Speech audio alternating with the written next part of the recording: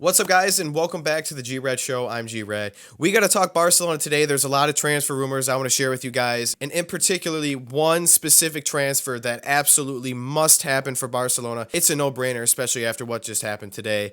And then we're going to touch on the Euros, specifically Spain, because that does relate a lot to Barcelona because they have some players on the squad and they do play similar style of football. But first and foremost, let's touch on this one player Barcelona has to prioritize this summer.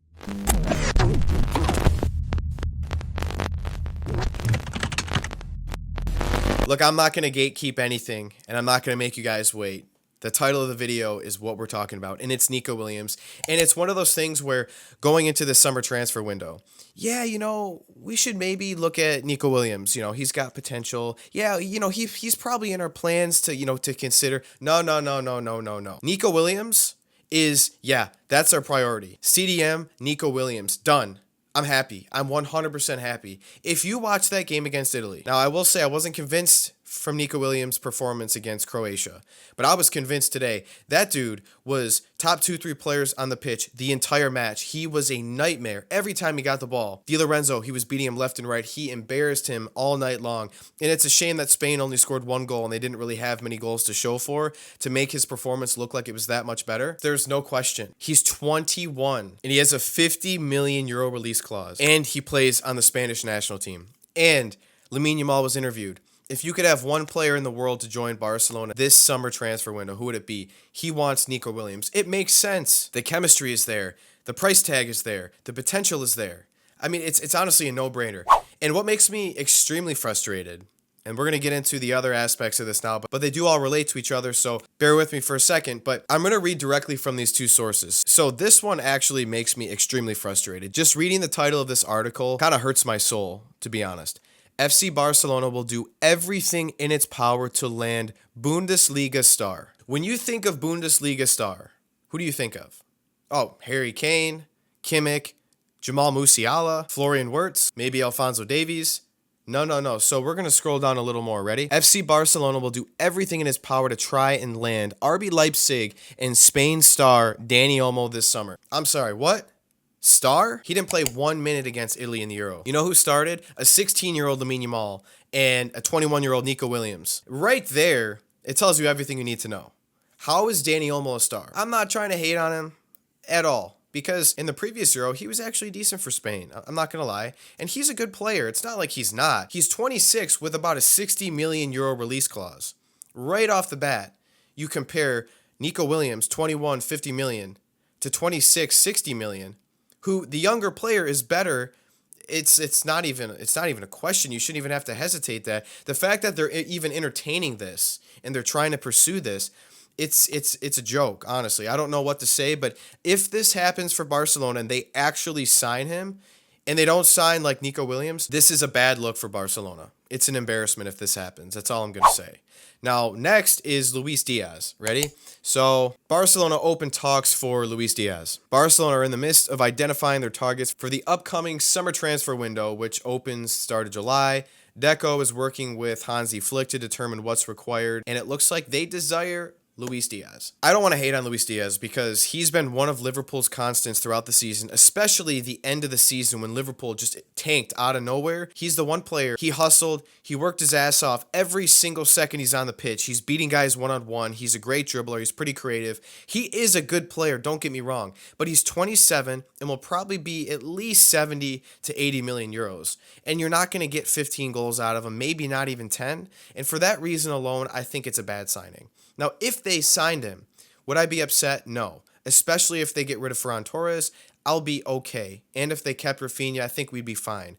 But when we look at this and we compare Luis Diaz, Dani Olmo, or Nico Williams, first of all, Luis Diaz and Dani Olmo, we already know what they are. We already know their potential. Like, they're already set in stone. They have their ceiling. Nico Williams is just bursting on the scene at 21, 50 million euros. Where is his ceiling? He might not even have a ceiling right now. He doesn't, I don't think, because the potential he has in what we're seeing in a huge match against Italy, by the way. Imagine him playing with Barcelona, who he already has chemistry with, playing with some of these players for the Spanish national team, coming in under, you would like to say Flick is going to be a pretty good coach. I think they're going to be a well-disciplined team under him for sure. He's going to learn a lot. And hello, he's going to beat guys left and right with his pace and his skill, and he can score. So if we're looking at these, it's really not even a tough question. It's easy Nico Williams, and if they don't sign him, I'll honestly consider the summer transfer window a joke. I will. 100%, and I want to know if you guys will think the same, so let me know. So next, briefly, we got to touch on two quick things. First and foremost, Hansi Flick wants to prioritize the signing of Frimpong from Leverkusen. I'm 100% on board with that. I don't know why he didn't play in their first match for the Netherlands in the Euro, because in their practice matches, especially the one against Canada, he was great. He was probably the best player on the pitch for them. He's extremely fast. He can score. He's good on the attack, and I think if Barcelona wanted to ever alter a formation and play like a 3-5-2 and maybe a 5-3-2 and play more defensive, you got Balde, Cancelo if they keep him, and then Frimpong can all play those outside wingback situations, and they're all decent defenders. Besides Cancelo, the other two are pretty good defenders too, especially Balde. And then Koundé, Cabarsi, and Araujo as the three center backs. I think that would actually be a really interesting formation to try. His release clause is only 40 million euros, I believe, and I think he's 23 too. So that's a good signing. If I'm Barcelona, I'm not mad if they make that signing whatsoever. And then we also have some news on Ferran Torres. West Ham wants to sign Ferran Torres, 40 million euros or 40 million pounds. I mean, it's not that big of a difference, but I understand you might want more, but for what he provides, I think that's fair. 40 million for Ferran Torres. In a heartbeat, I would let him go, because that opens up 40 more million. That basically allows you to sign Nico Williams. The 40 million and 50 almost cancel each other out. So right then and there, you get rid of Ferran Torres. I think that's a no-brainer. So I would do that for sure. So this is all the latest news on Barcelona and the transfer rumors. So I want to know your thoughts are down below. So let me know and comment those. And then moving into the Euros. Spain, in my opinion, in terms of the best looking football, it's probably Spain.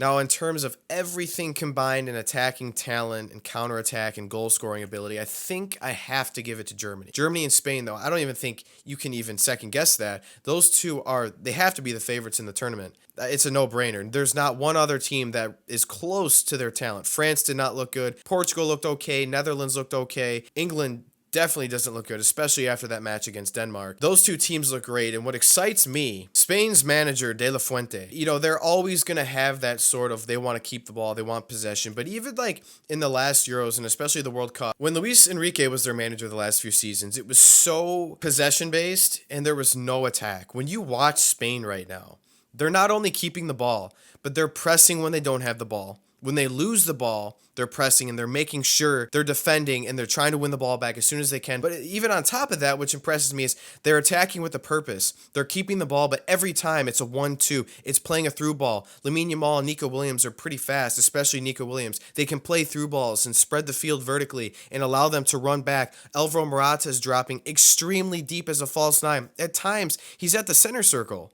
And it creates so much space behind him for Nico and Lamine Yamal to run, and for Pedri, Rodri, and Fabian Ruiz to play these through balls behind. And the way that they're adapting, just and shifting a little bit away from just possession, oh my God, it's night and day. They look so good. And I think Flick is going to implement something similar to this. So Barcelona isn't just, yep, let's just keep the ball. Frankie de Jong is going to get it, dribble in a circle, play it sideways, play it back. No.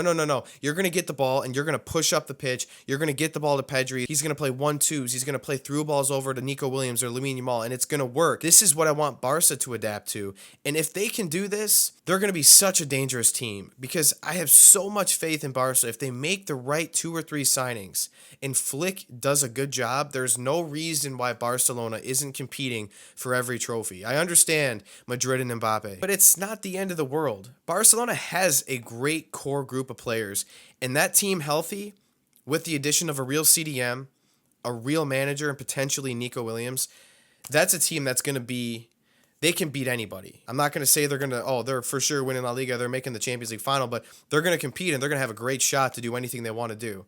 So let me know what you guys think down below. Do you think Barcelona can kind of mimic what Spain is doing right now and play a little more, not just possession, but also attack while they have the ball? Do you think Barcelona might imitate this with Flick? Let me know your thoughts about that. Let me know your thoughts about the Euros so far. Do you think Spain has what it takes to win the Euros? Let me know your thoughts about the transfers down below. And I hope to see you guys back here next time on the GRETT Show.